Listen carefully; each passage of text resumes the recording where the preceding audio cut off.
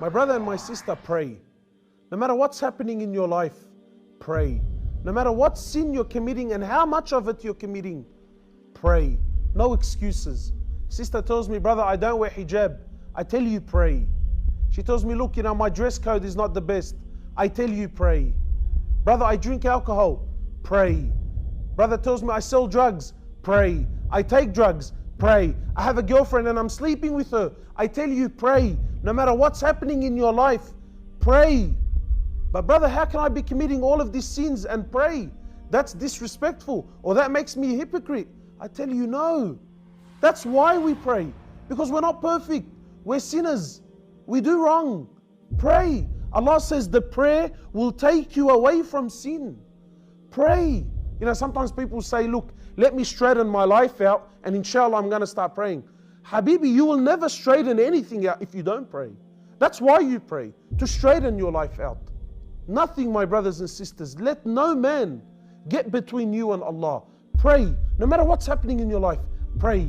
No matter where you are, pray.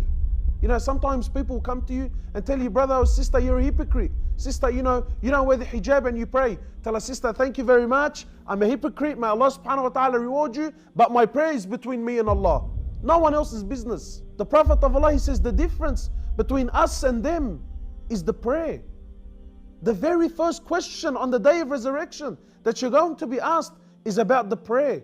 If you pass, then everything after that's going to be easy. But if you fail that, then everything after that is just going to get worse. So pray. Pray, my brothers, you will earn Allah's love. Pray and you will earn His mercy and His forgiveness. Imagine your friend is Allah. Never mind wealth. The heavens and the earth belongs to Him. You become an unstoppable force when Allah is on your side. So please, my brothers and sisters, no matter what's happening in your life, pray. Don't let anyone turn you away from Allah. When your forehead is on the floor, that's the closest you will ever be to Allah.